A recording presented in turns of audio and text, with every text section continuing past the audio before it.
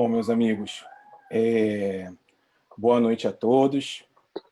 Sejam muito bem-vindos à reunião do Centro Espírita de Jacarepaguá.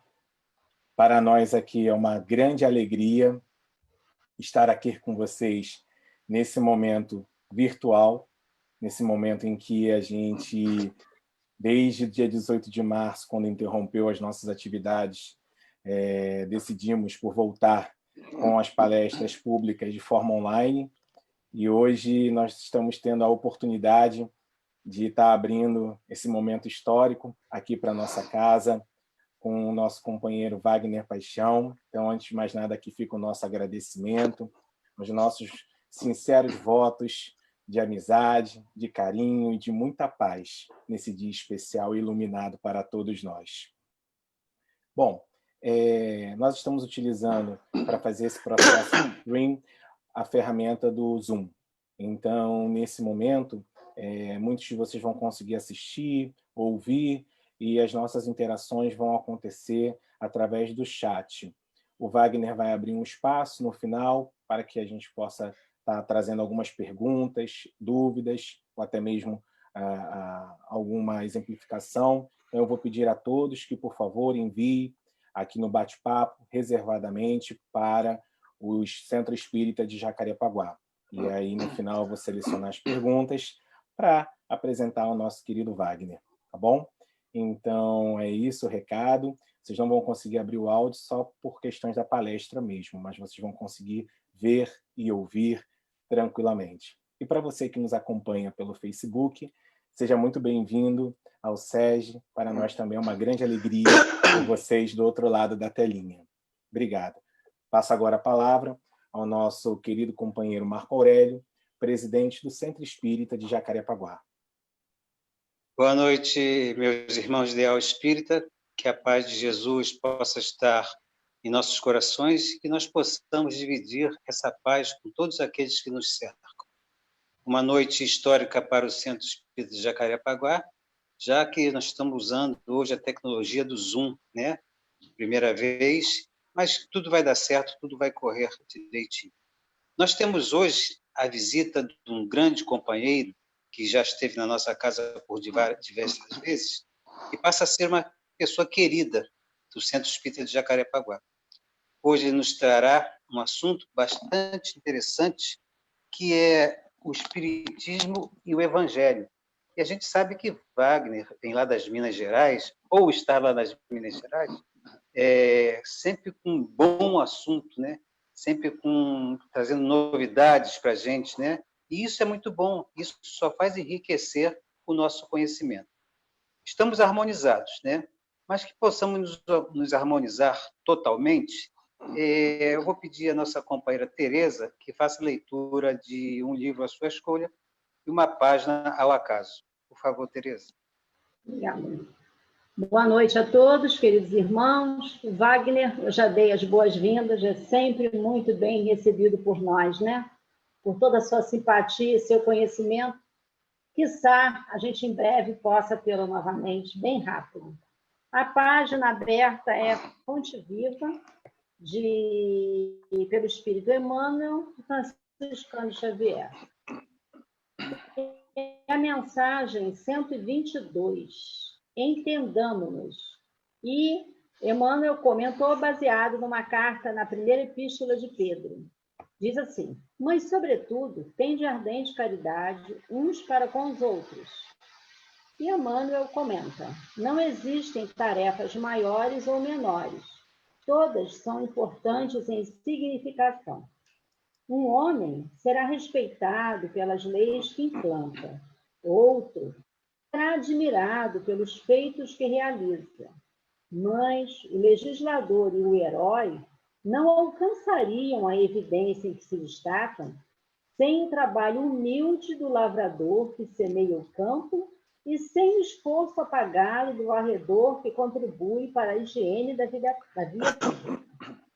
Não te isoles no orgulho com que te presumes superior aos demais. A comunidade é um conjunto de serviços, gerando riqueza da experiência. E não podemos esquecer que a harmonia dessa máquina viva depende de todos nós. Quando pudermos distribuir o estímulo do nosso entendimento e de nossa colaboração com todos, respeitando a importância do trabalho e a excelência do serviço dos outros, renovar-se-á a face da Terra no rumo da felicidade perfeita. Para isso, é necessário nos devotemos à assistência recíproca com ardente amor fraterno. Amemos a nossa posição na ordem social, por mais singela ou rudimentar, emprestando ao bem, ao progresso e à educação as nossas melhores forças. Seremos compreendidos na medida de nossa compreensão. Vejamos nosso próximo no esforço que despende e o próximo identificar-nos-á nas tarefas a que nos dedicamos. Estendamos nossos braços aos seres que nos cercam e eles nos responderão com o melhor que possuem. O capital mais precioso da vida é o da boa vontade. Ponhamo-lo em movimento e a nossa existência estará enriquecida de bênçãos e de alegrias, hoje e sempre, onde estivermos. Obrigada.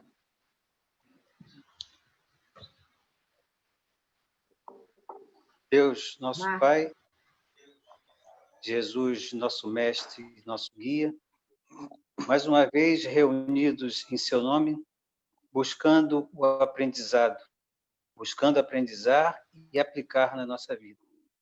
Que as suas vibrações, suas boas vibrações possam estar com todos nós, estar com o nosso companheiro Wagner, e que ele possa ser feliz na sua explanação e possamos tirar o máximo do que ele vai falar e aplicarmos na nossa caminhada, já que temos a oportunidade de estar vivenciando a doutrina espírita para crescimento de cada um de nós. Que a tua paz, Mestre Jesus, possa estar presente. Graças a Deus.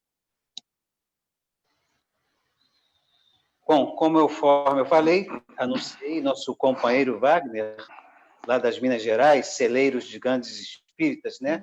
E Wagner, como é amigo nosso, né, foi convidado e imediatamente aceitou nosso convite, e a gente agradece muito, mas a gente dispensa qualquer comentário sobre Wagner, né? Porque está sempre na nossa casa e é um irmão afetuoso. E ele hoje vai nos falar de espiritismo e evangelho. Com a palavra, nosso querido companheiro Wagner.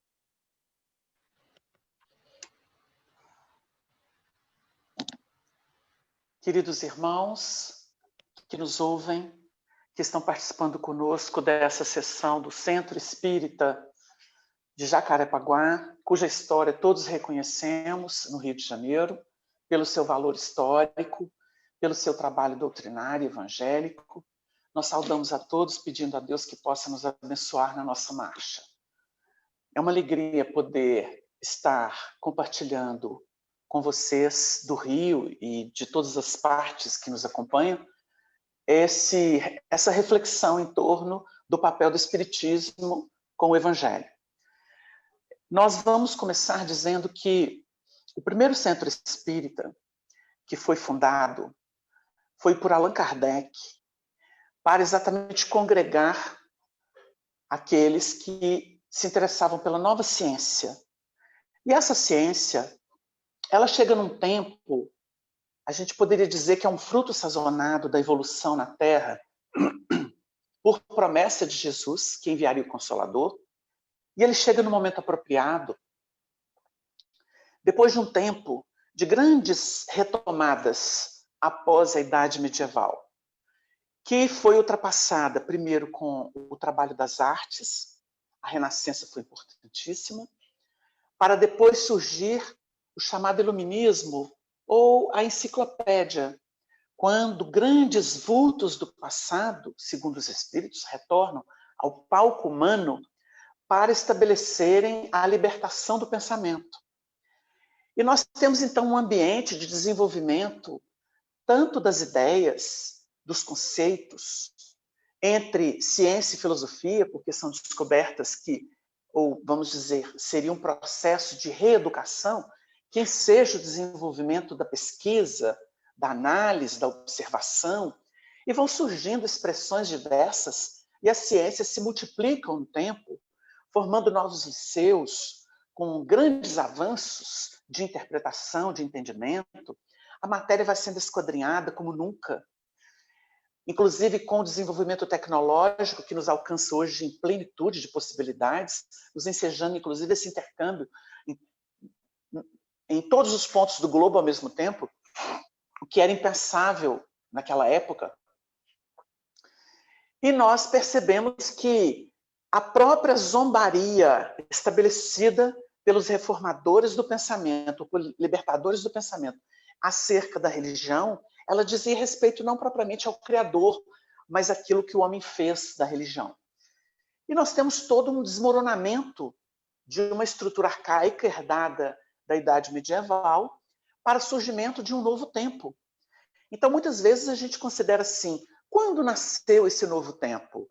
Nasceu com a libertação do pensamento, com a libertação das ciências, com a eclosão de uma nova moral. Uma nova moral. Porque nós vamos desenvolver muito, antes que religião, a questão ética, que é o caráter das nações, o caráter dos grupos de trabalho, o caráter individual dos elementos. E aí nós temos um novo tempo. Então, será que a transição começa quando o iluminismo estabeleceu as novas bases do pensamento? A gente poderia dizer que sim. Como poderíamos dizer que começou com a Renascença, que estava através das artes, em seus múltiplos aspectos, sensibilizando as almas para retirá-las do ostracismo trevoso de um período medieval tão doloroso para a humanidade, que muitos vão interpretar, como outro dia a gente viu um expositor espírita falando, foi a quarentena depois do Evangelho. Realmente, a humanidade viveu uma quarentena de em torno de 1000 anos. Dolorosíssima. Seria um karma pelo que fizemos com Jesus? Seria um karma coletivo? Não é? Então a gente fica a pensar. Um dia a gente vai ter isso muito claro como estudo da história tão dolorosa, tão sofrida da nossa terra, em razão do seu atraso moral, em que as pessoas utilizam das suas possibilidades internas e externas para escravizar, para malbaratar, para corromper, como a gente vê até hoje, não é? Inclusive, talvez principalmente no nosso Brasil. É muito triste a situação em que estamos inseridos como um processo de aprendizado doloroso de heranças ancestrais, porque nós somos os artífices do passado, das civilizações que se foram, desses períodos horrorosos que foram vencidos, né? Com ganho ou outro, graças aos missionários que sempre surgem. Então, quando nós observamos a doutrina espírita nascer num período positivista da Europa, pelas mãos de um homem de ciência, que tinha uma formação extraordinária, uma sensibilidade humanista que ultrapassava o comum, porque ele não era religioso. Ao contrário, né, ele era até avesso às propostas arcaicas de religião, embora seja um homem culto, respeitador das tradições, mas sempre à frente do seu tempo, denotando-se um educador, não no sentido de ser um professor, mas de ser alguém que pensa a educação, não é? Alguém que pensa e sente a educação, discípulo de Pestalozzi, convivendo com grandes nomes da ciência, porque era alguém que conhecia várias ciências e até lecionava gratuitamente essas ciências para quem delas necessitassem. Um dominador do magnetismo, que à época era um grande avanço, um grande conhecimento, magnetista por excelência, poliglota, conhecia as raízes de diversas línguas e dominava diversos idiomas, o que favoreceu, em termos de cultura e de sensibilidade, se tornar aquele que organizaria ou codificaria o fruto dos fenômenos e de todas as comunicações que se processariam sob a sua tutela, coadjuvado por muitos companheiros também de muito valor, interessados no progresso do mundo e no conhecimento das forças que até então insólitas foram definidas pela nova ciência, que é a ciência espírita. Então nós vemos no histórico da humanidade, surgiu o Espiritismo como a essência, ou a ciência, ou o conhecimento de tudo aquilo que sempre aconteceu e que nunca foi esquadrinhado e estudado da forma como Allan Kardec pôde fazer. Ou seja, nós tivemos uma evolução que permitiu essa ciência revelar a vida para além dos véus e defini-la dentro de princípios, Deus, Espírito e matéria. E essa trindade universal vai permitir um esquadrinhamento das potências que estão entre o Espírito e a matéria. O Espírito como o princípio ou ser, e a matéria como o laço que prende os dois, e sobre o qual eles influem, dando-lhe a dinâmica que nós conhecemos ou vamos conhecer no tempo e no espaço. Quando nós observamos esses princípios, que são então revelados, e é uma ciência que veio para ficar, a promessa de Jesus é que o Espírito de verdade ficaria eternamente convosco. Tirando todo o aspecto místico e religioso disso, nós temos a verdade que se estabelece e que vai nortear os nossos passos em todos os processos a que nos entregaremos, seja agora, seja no período da regeneração da humanidade. E isso é indissociável, porque conhecimento da verdade é indelével. Nós não podemos escondê-lo. A gente não pode tentar deturpá-lo, mas ele é uma essência e ele é a força da vida que se torna indissociável do nosso processo evolutivo. Então, queiramos ou não, é algo que vem para ficar. É uma luz que não se apaga, é uma força que não se combate. Porque quanto mais se combate, mais ela vence. Todos os grandes inimigos dos princípios espíritas, não dizemos de movimento, movimento é fácil de destruir. É postezinho levantado aqui e ali, e se ele não estiver firme, ele é derrubado. Mas a usina de força revelada, ela nunca será derrubada. Porque ela é a verdade divina. E contra Deus não se pode. A gente pode contra sistemas criados pelos homens. A gente pode contra a nossa natureza ainda falível, imperfeita, impura. Mas contra Deus não se pode. Ele sempre vence, porque ele é. Ele não vai ser, a gente vai ser. Deus é. Então, a força de Deus, a onipresença de Deus, a onipotência de Deus é inquestionável. Por mais que a pessoa diga não crer. Ele não é potente para substituir a força criadora da vida. O Criador é o Criador. A criatura é a criatura. E isso é indiscutível. Então, quando a doutrina surge, ela surge como uma força da natureza divina. Não é da natureza aqui, não. E a gente nota o que é poder de natureza. Quando as placas tectônicas se movem e promovem as tsunamis ou os terremotos, qual homem que pode fugir disso? Ele pode até estudar a natureza e avisar antes de acontecer. Ele vai ter sinais. A gente está desenvolvendo recursos para isso. Mas quem pode contra a natureza? Quantas civilizações foram engolidas por fenômenos naturais? Quem se lembra de uma Atlântida? A gente nem lembra, mas existem registros parcos. Mas toda uma civilização foi engolida pelo poder da natureza. E foi renovada por uma nova que surgiu. Então a gente está vendo que é possível, a força natural é realmente o poder. E ela expressa o poder divino. Um determinismo do qual ninguém pode fugir. O Espiritismo é a força da verdade divina. E por isso ele é moral. Por isso ele é moral. E o Espiritismo, por mais que tenha lançado mão de ciência, os mecanismos científicos, porque a mesa girante é um processo de ciência, porque é uma força que é utilizada para mover uma mesa. E se descobriu que essa força se chama espírito. Mas esse espírito não pode atuar sobre a matéria. E se descobriu uma outra força chamada médium, ou emanação do médium, que é a mediunidade de efeito físico. Então vocês vão perceber que o estudo do espiritismo é o estudo das potências espirituais e morais do universo. Por que ela chegou nesse tempo? Porque o nosso primeiro aprendizado foi com a matéria. E esquadrinhamos a matéria, achamos que a matéria era tudo, a ponto de levar-nos ao materialismo. Agora chegou o tempo de entender que o materialismo é uma ilusão, porque o poder é do espírito, não é da matéria. A matéria não é o reino, a matéria é instrumento. E agora a gente entende que o espírito é o poder.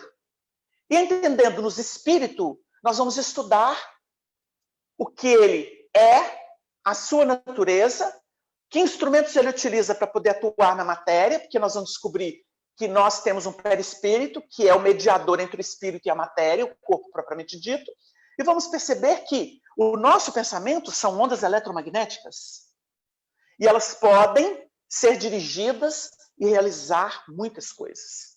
São descobertas da atualidade. E olha que nós estamos falando de ciência. E aí vamos discutir com isso. E vamos, então, lançar mão dos gregos antigos, de povos antigos, de civilizações antigas, e perceber, eles já tinham ciência do espírito, ciência da matéria, ciência de Deus. E aí o espiritismo resume tudo isso e traz uma síntese, uma súmula que nós estamos tentando esquadrinhar.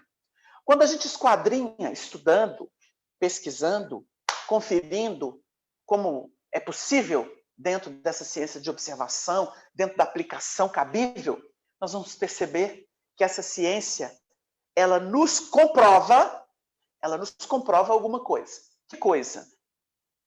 Que a moral que ela traz à tona é a de Jesus Cristo, porque não existe outra mais pura na Terra, mais pura. Mas eu tenho Krishna com os Vedas, eu tenho Lao Tse, Zoroastro, Pitágoras. São reflexos daquilo que Jesus enfeixou em varas, ou em conjunto, e interpretou. Sem um arranhão. Krishna teve arranhão, Buda teve arranhão, Zoroastro teve, Lao Tse, Pitágoras, quantos mais a gente quiser. Eles foram relativos. Jesus foi absoluto. Ele reuniu de A a Z. Wagner, é muita presunção. Não, não é.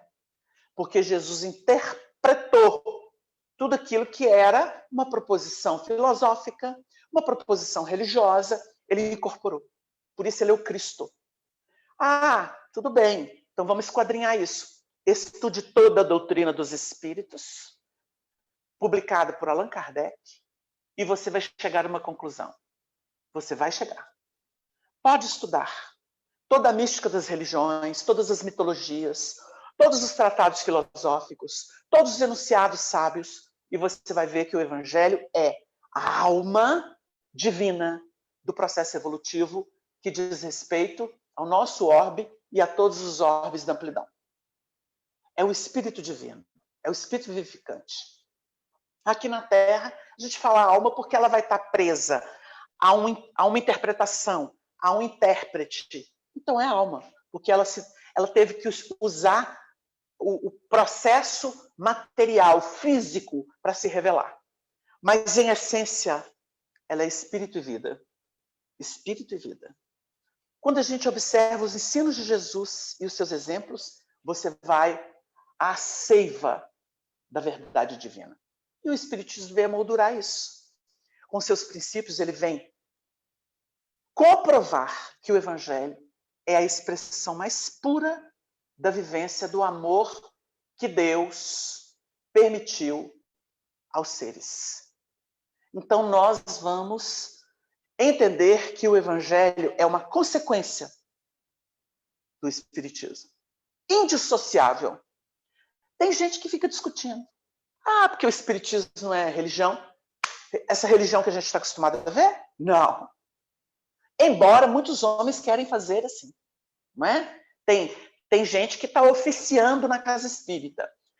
É conservador, estabelece normas e fica de cima, é o julgador. Parece mais Moisés do que o Cristo. Do Cristo está longe. Pode ser Moisés, pode ser profeta.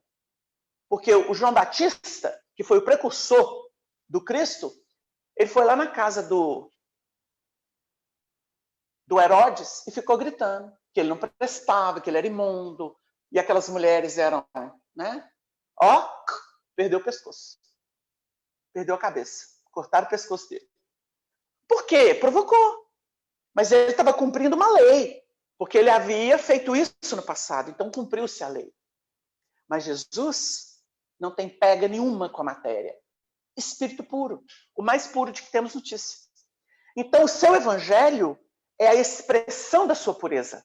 E é por isso que essa pureza nos interessa. Agora, se nós, dentro de um atavismo religioso, ou de frustração dentro do mecanismo do poder, utilizamos o evangelho para dar chicotada, para poder cercear, para poder violentar, aí pronto, nós estamos, na verdade, operando a lei. O evangelho isenta-nos da lei. O Paulo ensinou isso. Porque quem está preso à lei não conhece o evangelho. O evangelho é a proposição essencial da doutrina espírita. Em todas as questões, desde a primeira, que é Deus, até a última, de O Livro dos Espíritos, tudo é libertação. Porque é a verdade essencial. Ali não há uma proposição de jugo, de imposição, de violência. Por isso, Allan Kardec declarou aos quatro ventos que o espiritismo não faz proselitismo e ele não é sectário. Eu não vou laçar ninguém para entrar no meu centro espírita. Aí eu cometendo o erro histórico, meu centro espírita, ou a casa espírita, onde eu procuro servir e aprender, que seria o correto dizer. Eu não vou laçar ninguém, como não vou julgar ninguém que adentre os pórticos do centro espírita, porque não me cabe. Cada um dará conta de si mesmo a Deus. Essa é a proposição. O espiritismo não tem um ponto de julgamento do próximo. O espiritismo avalia as obras, os conteúdos, dizendo se eles são próximos da verdade ou distantes dela. Vocês entenderam? Por exemplo, nós estamos falando com o Rio de Janeiro. Nós temos uma tradição aí, muita gente gosta da obra de J.B. Rustem. Pode gostar, mas é espiritualista. Porque a obra espírita com Allan Kardec mostra que Jesus teve corpo de carne. Está lá no livro A Gênese. E ele esperou anos para publicar aquilo. Porque ele fez a enquete universal com os espíritos. Então a maioria disse que Jesus teve um corpo. E confirma os apóstolos, como o Paulo, como o João, que negam que Jesus tenha sido corpo fluídico nos seus tratados, nos seus escritos. Porque eles já conheciam essa tese, que era dos espiritualistas, né? De partidários. E nós vamos perceber o seguinte, que embora a gente respeite o culto, eles são espiritualistas. Porque eles não adotam o pensamento espírita de A a Z. Eles têm alguma restrição. Então, por que a gente diz isso? Porque se nós temos uma ciência que comprova, que esquadrinha em termos universais, não tem dúvida mais. Não tem dúvida. Quem tem, não é espírita. Quem duvida, não é espírita. Porque a nossa ciência, ela foi experimentada e pesquisada à exaustão. E comprovou que o evangelho é um testemunho vivo de um espírito puro que tomou um corpo para mostrar o que é a vida com Deus. Então, nós não somos religiosos, que são os partidários de interpretação e de sistemas, mas nós temos uma religiosidade intrínseca no processo de estudo de consciência doutrinária, que é a libertação. E espiritismo não tem inferno, espiritismo não tem um tomando conta do outro, o espiritismo nos liberta de nós próprios. Ele tem um endereço, o nosso coração. Por quê? Porque ele conscientiza. E porque ele conscientiza, ele moraliza. O que é a moralização em essência? É a gente adotar padrões melhores de vida. É isso que é moralização. Eu era ignorante, agora não sou. Então eu mudei de padrão. Meu pensamento é mais arejado. Eu tenho uma visão mais, vamos dizer, generosa dos acontecimentos da vida, mais fervorosa, mais confiante. Então eu deixei o histrião, o rude, o viciado para trás. Eu começo a ponderar sobre a relatividade das coisas que acontecem e me entrego a um trabalho de revelação de meus potenciais que dormiam. Quando uma pessoa descobre que ela pode transformar o orgulho em fibra de coragem, de confiança e de serviço, ela utilizou uma energia que estava canalizada de modo vicioso e até negador das suas possibilidades de intercâmbio e de adequação do universo, porque quando ela se torna rígida, ela se sepulta.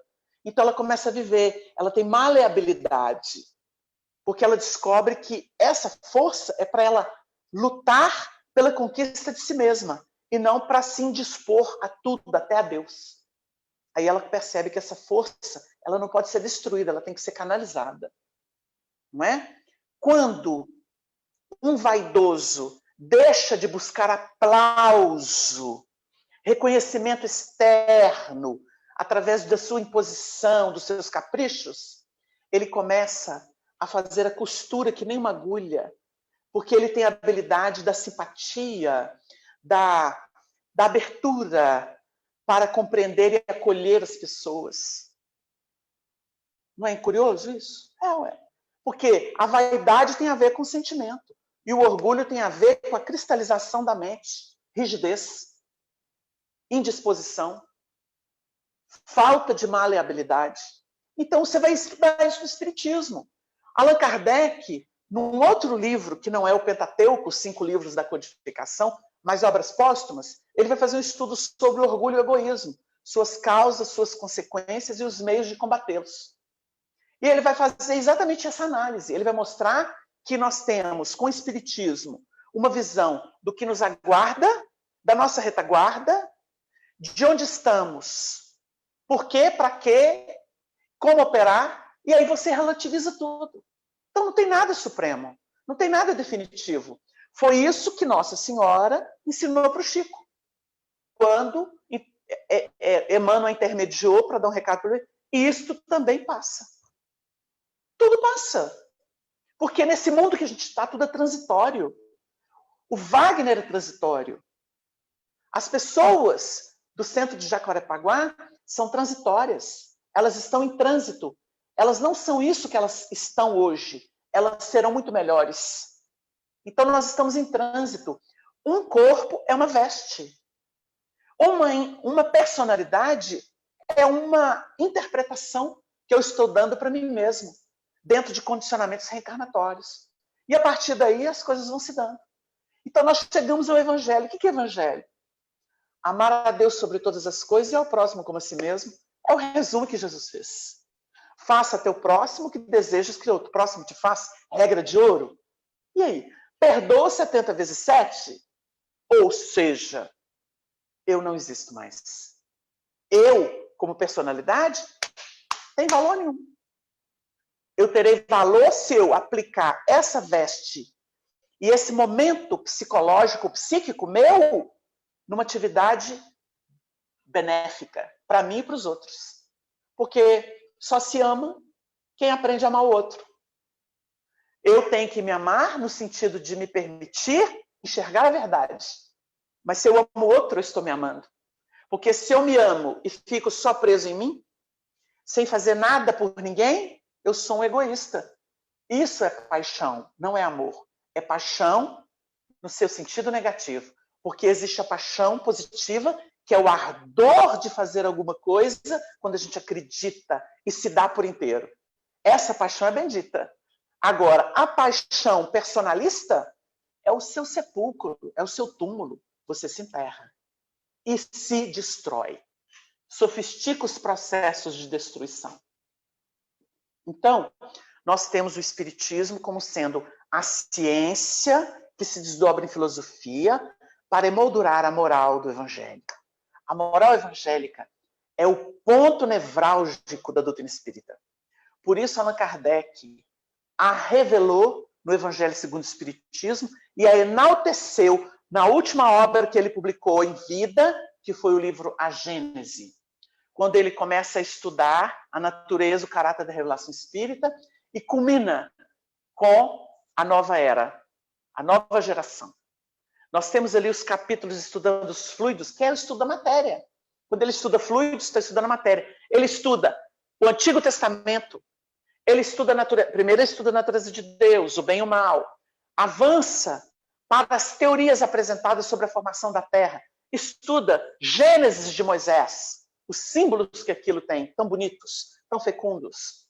Vai avançar para os milagres e as realizações de Jesus, culminando nos sinais dos tempos, mostrando que o Espiritismo é a ciência que nos projeta para a era da regeneração. Por quê?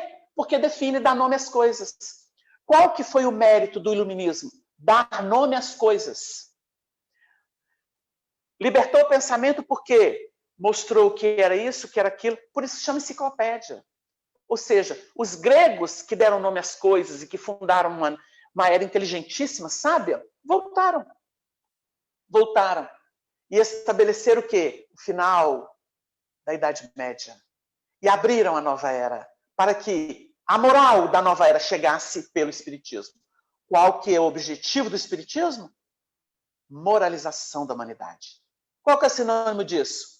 Educação espiritual da humanidade. Ou seja, o ser ter consciência de onde veio, o que está fazendo e para onde vai. Isso é a síntese. Isso é tudo que o Espiritismo tem que fazer no mundo. Ele não veio aqui para competir com religião, nem com política, mas ele é o espírito sublime da consciência que norteia os passos de qualquer indivíduo. Porque ele torna o indivíduo um cidadão cósmico do universo. Então ele deixa de ser o do gueto, o que manda, o que impõe, o que exige, o que só reclama. Ele emancipa a criatura de si mesma, mostrando você é um espírito criado por Deus, está em jornada. Aproveite, ganhe méritos, porque quanto mais você trabalhar por sua iluminação pessoal, por sua grandeza moral, mais você usufrui dos bens que o universo tem para todos os filhos do Criador. Então, em essência, nós temos essa vinculação, porque sem evangelho, o espiritismo não seria moral. E todo o espiritismo é moral. Ele começa por Deus, questão moral. Então não tem como negar isso. Por isso que espiritismo e evangelho são uma e a mesma coisa, como uma mensagem de Paulo, que foi inserida por Kardec no Evangelho segundo o Espiritismo. O cristianismo e o espiritismo, que são uma e a mesma coisa. Então o cristianismo da igreja? Não. O cristianismo primitivo. Aquele que Jesus trouxe ao mundo. Aquele que os discípulos assistiram e viram e puderam se entregar a ele. Esse cristianismo foi restaurado pelo Espiritismo. Porque a verdade veio. Como Jesus não pôde dizê-la na época e falou por parábola. E hoje nós temos a interpretação da parábola com as chaves dos princípios espíritas. Esse é o objetivo sagrado do Consolador prometido por ele. Tem pergunta? Oi, Wagner. Então, as pessoas ainda estão um pouco tímidas e elas estão interagindo aqui. Elas, por enquanto, estão aguardando aí esse presente que você está dando para a gente. Estão bebendo dessa água da fonte. Obrigado. Bom, se ninguém fez pergunta alguma, ou melhor, o que dizer da tentativa de alguns irmãos que pensam fazer da Casa Espírita uma nova igreja? Bom, nós não podemos sair dando pancada, porque isso seria voltar ao que Lutero fez. Não é? Lutero proclamou uma guerra contra a igreja, trouxe princípios, e os partidários do protestantismo, que foi um protesto, né, saíram matando freiras, frades, padres, destruindo igrejas, conventos. É isso que nós vamos fazer? Não. A consciência é individual. Porque o centro espírita, ele tem muitos problemas, porque nós temos muitos problemas. Eu não estou me isentando de problemas na casa espírita e no movimento espírita, porque a gente custa amadurecer com o conceito doutrinário. O que é que nós podemos fazer? A diferença. O Chico viveu no meio de um monte de gente hipócrita, como também ao lado de muita gente nobre na sua época. Mas nós conhecemos bastidores do Chico em que ele passou situações dificílimas, inclusive agressões. Agressões verbais, agressões de comportamento, traições do meio espírita. Nós não precisamos ir longe, nós não queremos enaltecer isso. O que ele fez? Se preocupou com os espíritos. Eu tive a oportunidade de participar de uma reunião de materialização que, além de materialização, teve escrita direta. E na época, o Honório já estava desencarnado, eu fui como presidente da minha casa. E qual a surpresa que a gente teve? A gente conversou, eles permitiram que a gente fizesse algumas perguntas que seriam respondidas através de um fenômeno. E a gente perguntou para o Honório, espírito presente, junto com outros benfeitores, sobre uma situação determinada que o movimento espírita estava vivendo. Vou dar esse exemplo para a pessoa. E perguntando assim, olha, está muito problemático nas instituições, no trato com, né, as lideranças, etc. E o que a gente faz? A resposta veio por efeito físico. Confiem nos espíritos e façam a sua parte. Entendeu? Entendeu? Confiem nos espíritos e façam a sua parte. Ou seja, eu não tenho que corrigir dirigente, eu não tenho que corrigir colega de centro, eu tenho que dar o meu exemplo. Meu ouvido tem que fechar para calúnia, para intriga, os meus olhos não têm que procurar erro de ninguém, eu tenho que ir pelos espíritos, por Jesus, fazer o meu trabalho e pronto. Agora, se de todo a casa realmente não me oferece campo energético de realização, se eu me sinto mal, se eu passo mal, seja como trabalhador, seja como médium, vou procurar uma outra. Vou procurar uma outra.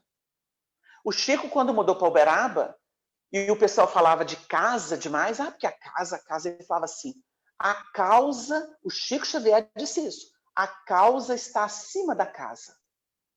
E prestem atenção em mim. Eu já estou no 4º centro espírita.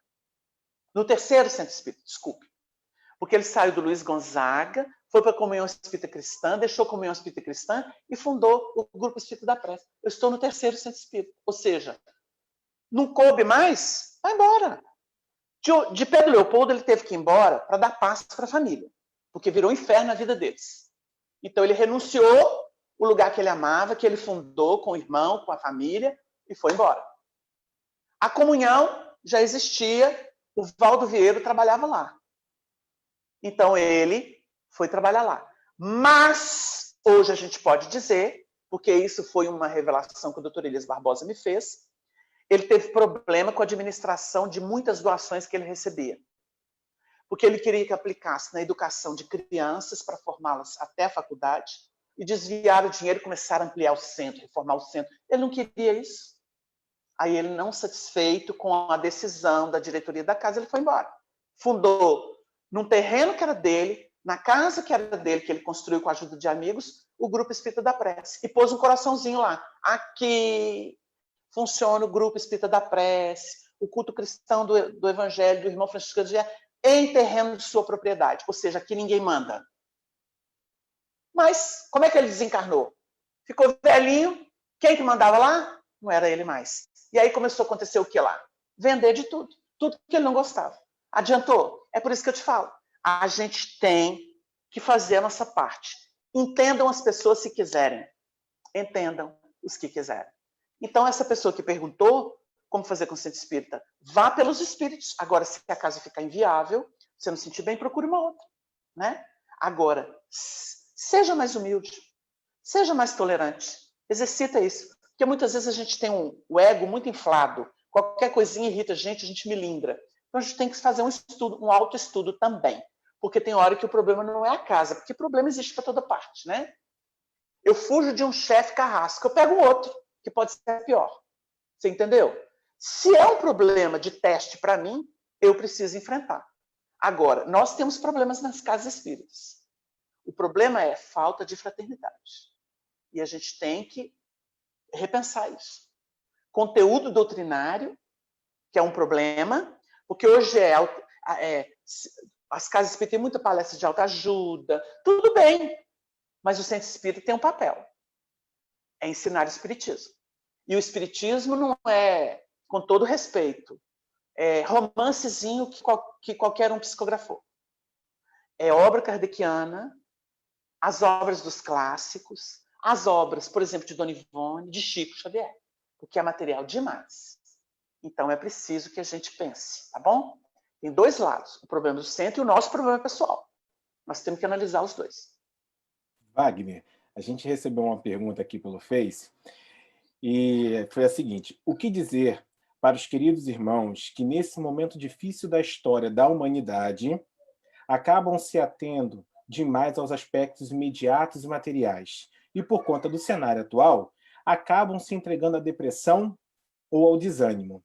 O que dizer a esses espíritos que, nesse momento, não podem ter as oportunidades únicas? Olha, isso é um problema da humanidade. Não é porque a gente foi cerceado por um vírus de consumir, de se mostrar, de passear em shopping, de viajar para o exterior, ou mesmo para onde queira, para espairecer, ou ir para a casa espírita, fazer reunião, aglomerar. Não é isso, o problema não é esse. Isso vai voltar. A questão é, será que nós estamos fazendo uma reflexão pessoal do nosso amor, da nossa paixão pelo materialismo, pela vida materialista, pela vida utilitária, que é exatamente essa fuga? A humanidade estava em fuga, porque assim, toda hora você inventa uma atividade, uma coisa para não ficar com você. Você não quer ficar com você. Você não suporta ficar sozinho com você. Você não quer encarar a luta do lar, que é uma luta. Você tem pessoas com quem você vai esbarrar. Então, assim, ou a gente aprende de um jeito, ou a gente aprende de outro. Se a gente ficar buscando fuga e álibi para não se harmonizar no pensamento, no sentimento, no corpo físico, como dá, como é que você vai... Quando você desencarnar, como é que você vai fazer isso? Como é que você vai fazer? Nós estamos tendo um chamado que é esse momento. É inédito, o mundo parou e não é guerra. A guerra fazia o mundo parar. Mas hoje nós estamos... As grandes guerras fizeram o mundo parar. Mas hoje nós estamos com um vírus que parou o mundo. E que não está dando sossego, mesmo para os que estão voltando. Porque ele continua a sua ação. E nós temos um problema para tratar todo mundo. A questão do confinamento é a gente não consegue socorrer todo mundo. Por isso que a gente tem que evitar. É uma questão de consciência. Então, o que a gente tem que fazer? Como que estava a minha vida? Como que eu posso melhorar a minha vida? Como que eu posso pensar mais em mim? O Espiritismo tem respostas. O Espiritismo tem conteúdos que nos ajudam a nos autoanalisar como espíritos, como almas. Não é como um psicólogo faz, como um psicanalista, que é muito valioso, mas é mais profundo. Porque eu estou pensando na minha alma, no meu ser. Como é que eu estou evoluindo? Será que eu dou conta? Vamos lá. E se não fosse o vírus? Se eu tivesse uma enfermidade como um câncer? Como uma doença inesperada que me tirasse os movimentos e a possibilidade de... E eu me tornasse um peso para as pessoas. Será que eu já pensei nisso? E se eu desencarnasse de hoje para amanhã? Como é que eu seguiria para o além? Então, assim, nós temos que pensar. O vírus está fazendo a gente pensar, porque, claro que ele está levando muitas vidas, ceifando muitas vidas. E isso tudo está obedecendo uma lei harmônica. Porque isso não é um acaso. Não existe acaso na lei divina. Agora, nós não podemos nos comprazer em ver tantas mortes. Porque é lamentável que a gente precise desse processo. Porque, querendo ou não, a Terra ainda é expiação e prova. Nós temos muita gente passando por resgates, embora não queira. Que pode ser a enfermidade por muito tempo e até a desencarnação, sem estar contando com ela. Embora tenha quadros de risco. O vírus hoje pega criança, pega gente jovem. Não é mais aquilo que a gente pensava, que é só para o pessoal de risco e mais velho. Ele está mostrando que não. Então, se nós não fizermos uma reflexão, e quando a gente fala reflexão, essa é a verdadeira meditação. O que eu sou na vida, o que eu faço da vida, o que eu quero da vida, o que eu quero de mim, como pessoa, como alma, como ser espiritual. Se eu não fizer essa reflexão, porque não se impõe. A força dos acontecimentos naturais vem e bombardeia a pessoa, e pega ela no momento mais inesperado. Nós estamos num mundo em que nada é seguro. Nada. A gente não sabe o que vai ser o minuto seguinte. Se não fosse uma providência superior para nos amparar, nós não teríamos como fazer isso. Porque a vida física é muito frágil. Eu posso, fazendo uma palestra para vocês, inesperadamente ter um ataque aqui, e uma crise de rim, e gemer aqui gritando de dor. E eu não consigo pensar em outra coisa no senador que me toma. E eu sabia que eu tinha problema renal? Não sabia. Por mais, a gente faz exames. Sua saúde está ótima. Mas o que são os exames? Se, na verdade, eu posso estar com um problema, uma lesão no perispírito, e que se chegar a hora, ela vem, inutiliza as células ou os sistemas, e eu estou acabado. A gente tem pontos mortos no corpo perispiritual que a gente não sabe. A providência divina é que nos ajuda. E se a gente tiver uma consciência espiritual, a gente vai ter onde se amparar. Se a gente cumprir bem os nossos deveres, se a gente procurar ser o melhor que a gente consegue, eu não tenho que ser igual a ninguém. Eu não vou copiar Chico Xavier, eu não vou copiar São Francisco, eu não vou copiar Teresa de Calcutá, eu não vou copiar, eu vou ser o melhor de mim. Eu vou trabalhar a minha melhor versão. Qual que é? Me vencer na minha intolerância, na minha impaciência, na minha pressa, no meu incômodo, no meu jeito de ser dominador, de ser passional e de não respeitar o movimento e o tempo das pessoas. Se eu fizer isso, eu sou um gigante. Eu sou um gigante, eu fico paz. E aí eu venço esse materialismo, esse utilitarismo e esse hedonismo, porque tem gente que se endeusa, não é? O hedonismo é esse. Eu me amo, eu me adoro. Isso é vaidade e orgulho purinhos. Então é preciso que a gente pense dessa forma, num momento como esse. Wagner, depois que você perguntou, recebemos diversas perguntas pelo Estou vendo aí. e por aqui pelo Zoom, mas vamos lá.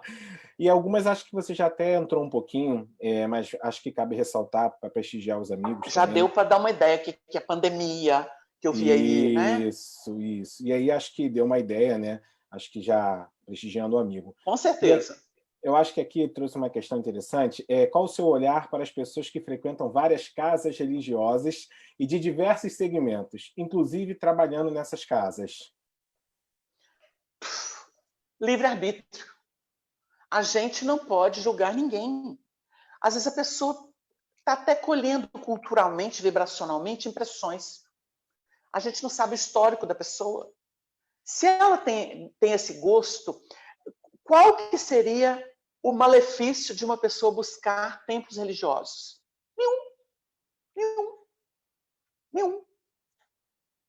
Kardec recebeu ateu, protestante, católico, budista, maometano, lá na Sociedade Parisiense de Estudos Espíritos, e lá era proibido discutir religião, porque o que saía lá interessava todas as religiões.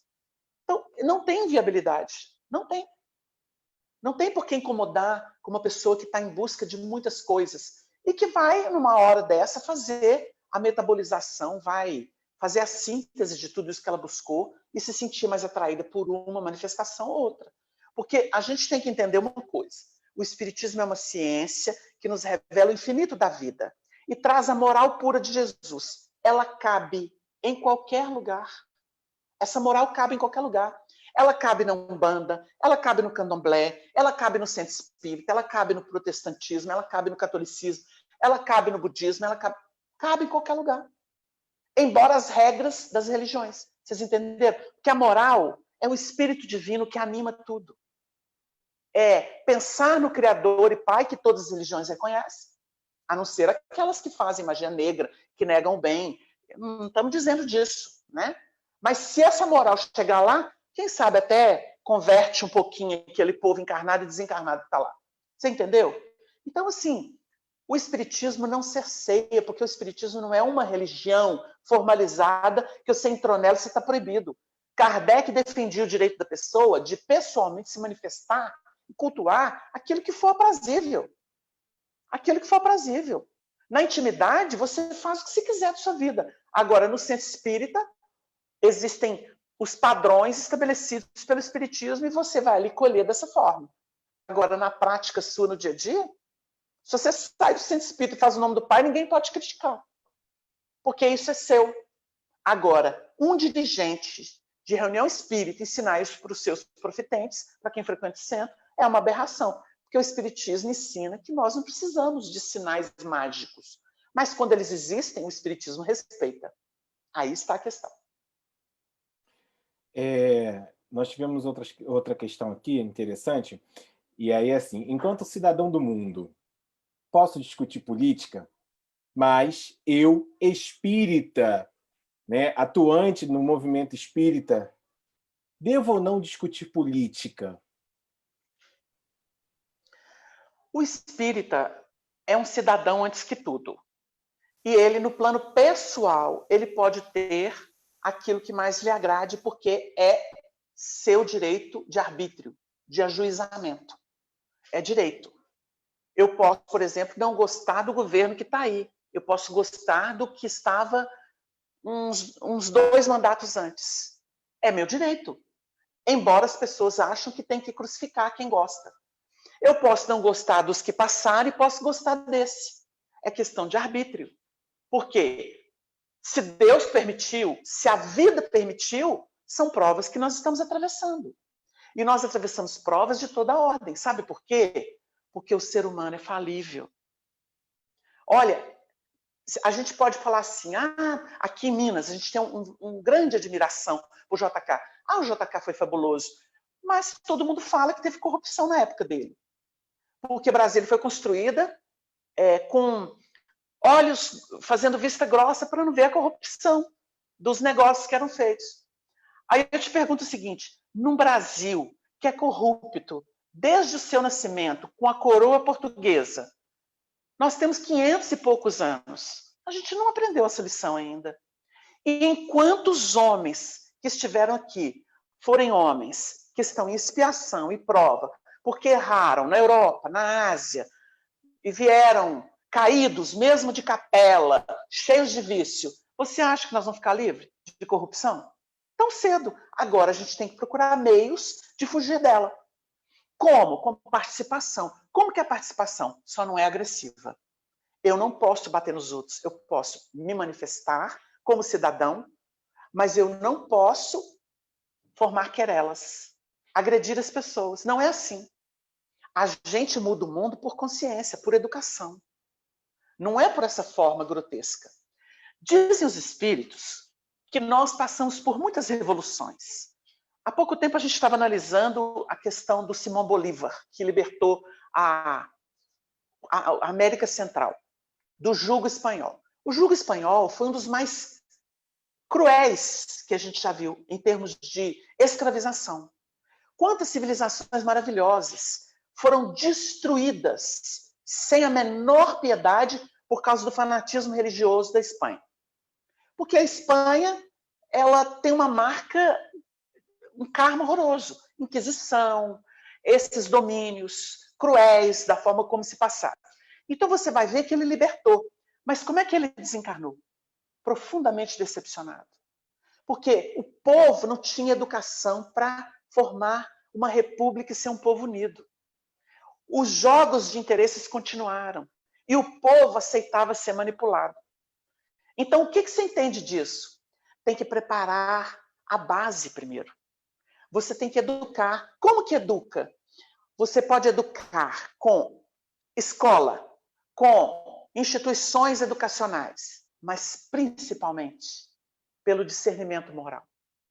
Por isso que o Espiritismo, segundo os espíritos e segundo o próprio Kardec, ele secunda a renovação social, mas ele não a promove. Nós espíritas nunca vamos promover renovação social, porque isso é um amadurecimento da humanidade, dos povos, que aceitam ou não determinados jugos e vão trabalhar por isso.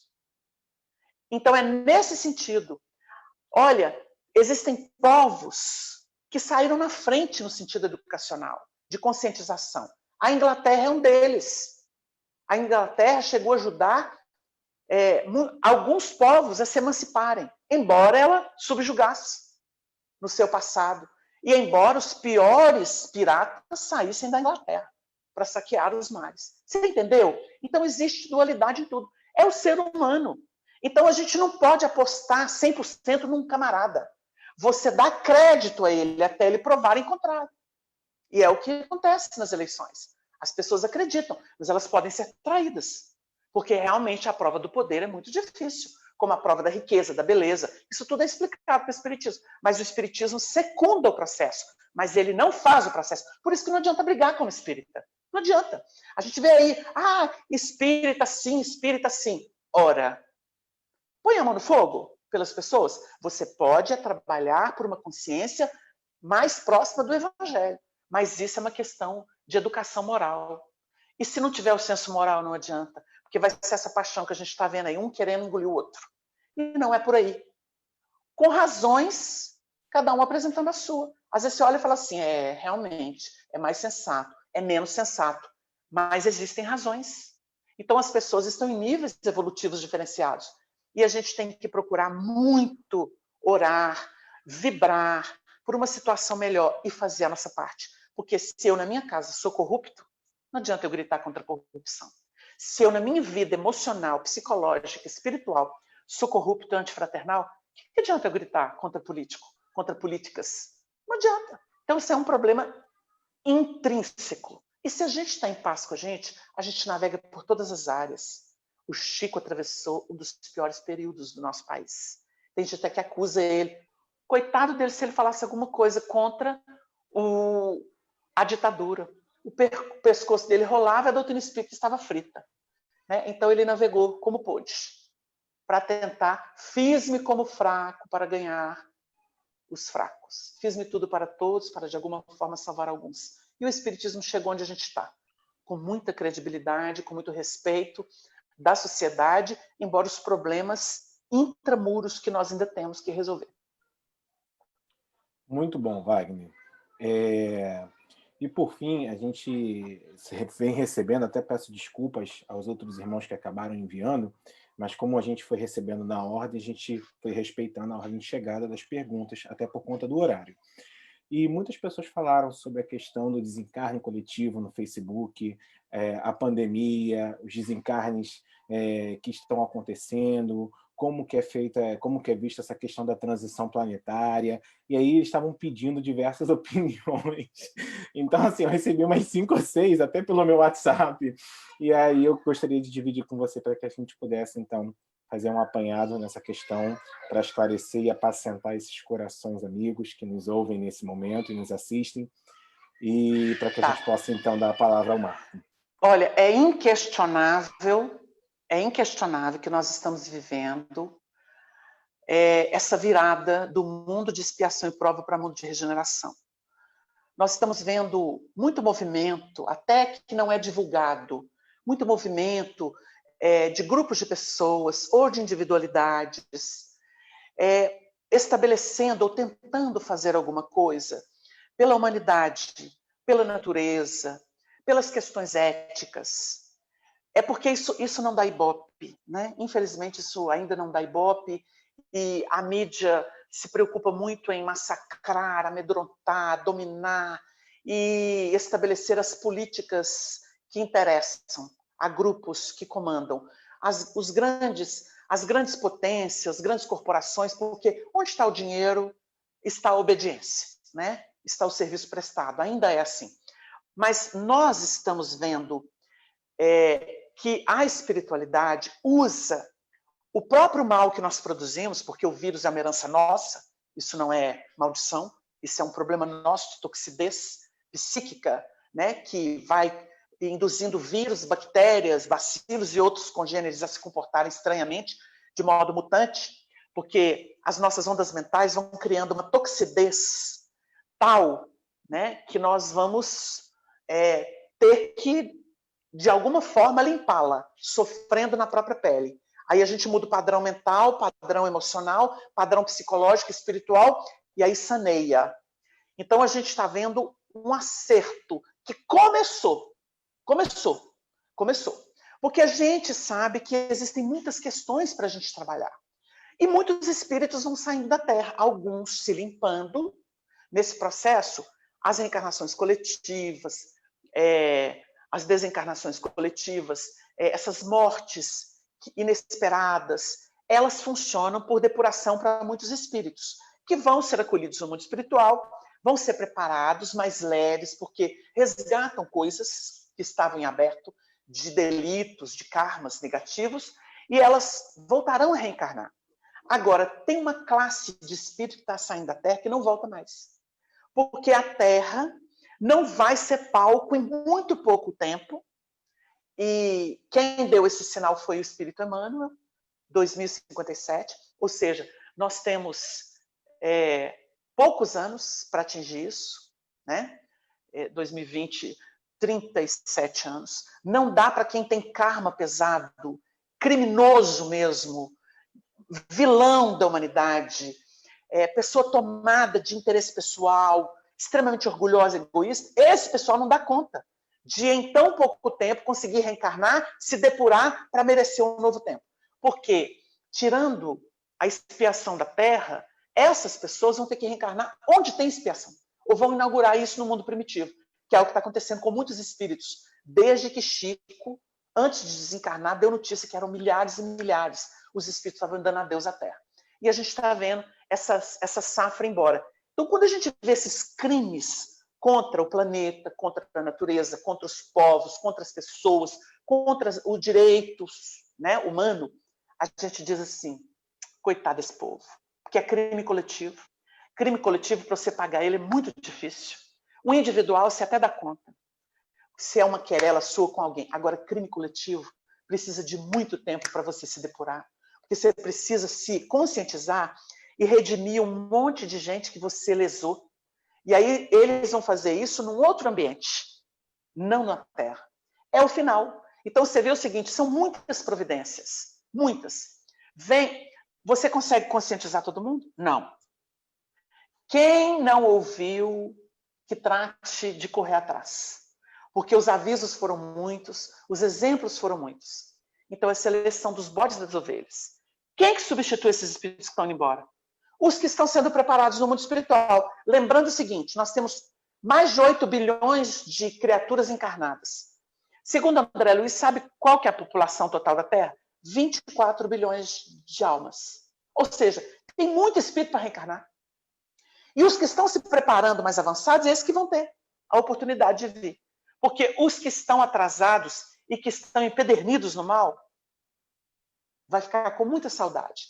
Lá no planeta de origem deles, vão ter o banzo, que é um sinônimo de saudade, de falta, de dor de saudade. Aí esse banzo é que vai curar eles. Porque a gente só aprende quando é empedernido, cabeçudo, duro, na ausência. É na ausência que a gente se arrepende. E aí vem o processo. Então é preciso que a gente confie. O planeta está com uma coordenação espiritual extraordinária.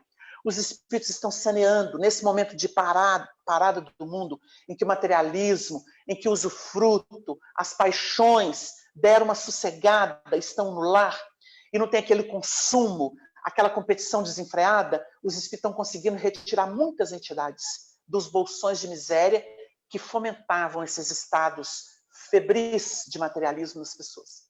Então é preciso confiar na ação espiritual superior, está fazendo um trabalho lindo, enquanto a gente está aprendendo a se conhecer e a lidar uns com os outros na intimidade.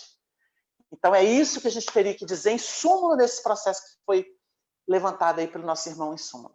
E a gente já agradece o carinho de vocês aí, de Jacarepaguá, a todos que nos acompanharam.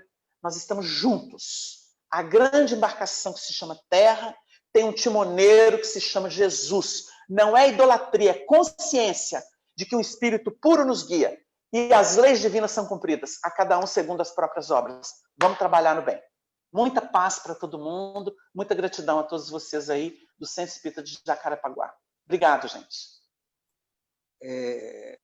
Wagner, a gente agradece em nome da direção do Centro Espírita de Jacarepaguá, em nome de todos os seus trabalhadores e frequentadores, você ter trazido tão belas explanações que vai ajudar nesse momento de separação de familiares, né, de amigos, e com certeza isso vai trazer um grande alívio e um grande entendimento pelo momento que nós estamos passando. A gente agradece mais uma vez e você sabe que as portas do Centro Espírita de Jacarepaguá estarão sempre abertas para você. Um forte abraço, amigo. Muito obrigado. Obrigado, um abraço. Fica com Deus. Agora nós vamos passar para o nosso companheiro Bruno, que vai fazer a nossa prece e a nossa irradiação. Queridos amigos, aos trabalhadores do Centro Espírita de Jacarepaguá, a todos que atuaram neste momento para que esse trabalho acontecesse, o nosso profundo e sincero agradecimento por todas essas bênçãos que foram derramadas sobre nós. Agradecer, Senhor, as palavras do nosso companheiro Wagner, que tocaram o nosso coração, tão necessitado de amparo e de amor. Senhor, que esse amor que aqui foi derramado possa atingir a milhões de corações que necessitam tanto de amparo, principalmente aqueles que foram, Senhor, acometidos por diversas doenças, principalmente nessa pandemia. Mas, Senhor, que possamos estar curados com a nossa conduta moral, com honra, com amor ao próximo. Que possamos, Senhor, através da nossa vivência evangélica, levar o amor aonde ainda se faz presente a dor, como instrumento, Senhor, de aprendizado e de ensinamento para a nova era que está por vir, Senhor. Que os corações, então, banhados de amor, possam, Senhor, sair daqui mais fortalecidos para dar continuidade nesse processo de autoconhecimento, mas com a certeza, Senhor, de que dias melhores estão por vir e que juntos iremos superar tudo. Sigamos com Jesus, como nosso companheiro muito bem nos disse, na certeza de que Ele está nos conduzindo. Graças a Deus.